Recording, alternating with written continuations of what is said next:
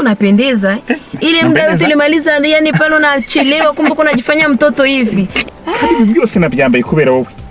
Uguze ibi bintu byose banakumba najyanishije. Kweli kabisa. Byose bisabye kubera wowe byose. Ibi byose ni birongo. Unapendeza kwanza.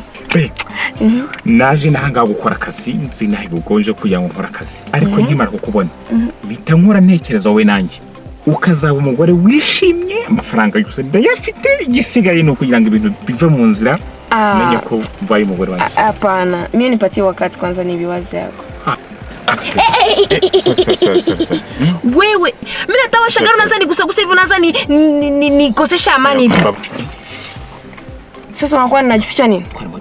Twari imodoka. Unamjua mama? Sawa. Uragura imifu. Jo ngapi kwanza? Na majana 8 gusa jewe nce nitahira.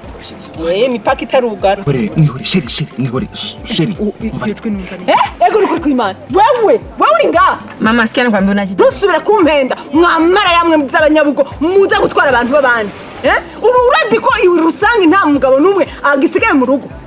Mwese bose mwara batwara. Mama mimi nakwambilisha ukweli mie siku kwata najua kitu huyu wabyihore ngibyo ko hagati yanjye nawe wabyihore koko. Nini?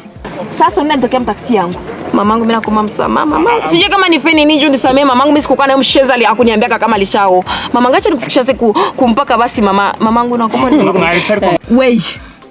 Mama we batu ya hivi batu usanye mnatuma kama natutukana. Aseme nyumba ya watu ya buga ukawake. Juba tusanye tu. Wewe nikakuonaka tena wewe mshezi. Toka nakwambia.